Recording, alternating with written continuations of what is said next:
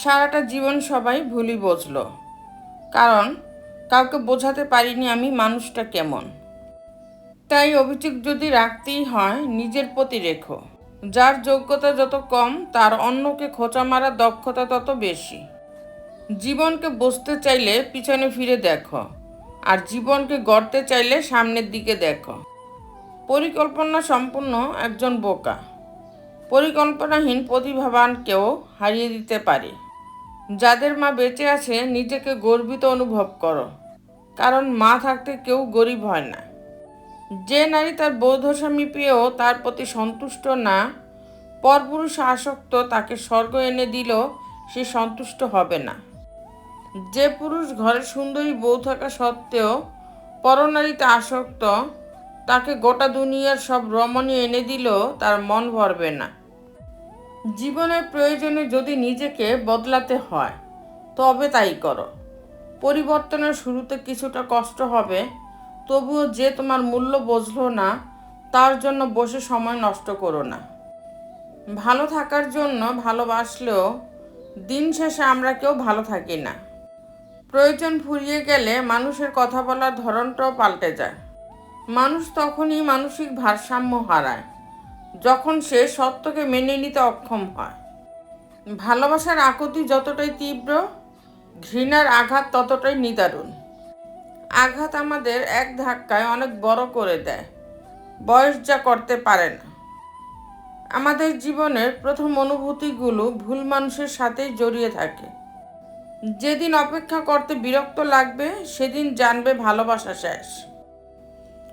একবার কে বেশি জোরে দৌড়ায়, কুকুর না চিতা? এই জন্য র্যাশ অনুষ্ঠান হলো। কুকুর দৌড়ে গেল, চিতা তার জায়গা থেকে এক চুলও নড়ল না। যেভাবে ছিল সেভাবেই বসে থাকলো। সবাই যখন কারণ জানতে চাইল তখন চিতা বলল, কখনো কখনো নিজেকে শ্রেষ্ঠ প্রমাণ করার চেষ্টা করাটাই অপমানজনক। বাদ দাও সেই সব চিন্তা যা তোমার মনের ক্ষত বাড়ায়। যেখানে তোমার মন ভালো থাকে মনকে পাঠাও সেই ঠিকানায়। কাউকে কষ্ট দিয়ে নাকি ভালো থাকা যায় না। আমি তো দেখি তারা দিব্যি ভালোই থাকে। মনে রাখবেন জীবনটা আপনার, তাকে রাঙিয়ে তুলতে হবে আপনারই।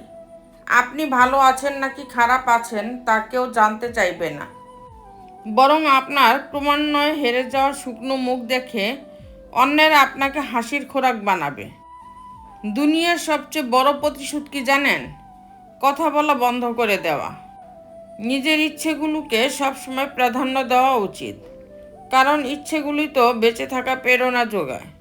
অনুভূতি নিয়ে খেলা যাদের অভ্যাস, মানুষ পাল্টানো যাদের স্বভাব, তাদের কখনোই ভালোবাসতে যেও না, কারণ ওরা ওই শব্দের মর্ম কি তা জানে না। মহান হতে চাই না, শুধু ভালো মানুষ হতে চাই। কারো জন্য যদি কিছু করতে পারি তা যেন করতে পারি কোনো স্বার্থ ছাড়াই। একটা ছোট বীজ জানে বড় হতে হলে নোংরায় পড়তে হয়। অন্ধকারে ডুবে থেকে কঠিন যুদ্ধের পর আলোর দেখা পাওয়া যায়। লক্ষ্য পূরণের জন্য মানুষ যদি মন থেকে প্রতিজ্ঞাবদ্ধ হয়, দৃঢ় এবং নিরলসভাবে প্রচেষ্টা করে যায়, তাহলে কুণ্ডলীর গ্রহ নক্ষত্র তার স্থান বদলে দেয়। রাগী মানুষের মন বুঝতে খুব কম মানুষই পারে। সবাই তার বাহিরের রাগকে বেশি প্রাধান্য দেয়, ভিতরে জমে থাকা কষ্টটা দেখে না। কেউ তার রাগের কারণটাও খোঁজে না। রাগী মানুষটিও তার কষ্ট প্রকাশ করতে পারে না। তার ভালোবাসা কষ্ট রাগের মাধ্যমে প্রকাশ পায়। সবার মতো করে সে তার ভালোবাসা এবং কষ্ট প্রকাশ করতে পারে না বলেই কেউ তার ভালোবাসা এবং কষ্ট বুঝতে পারে না।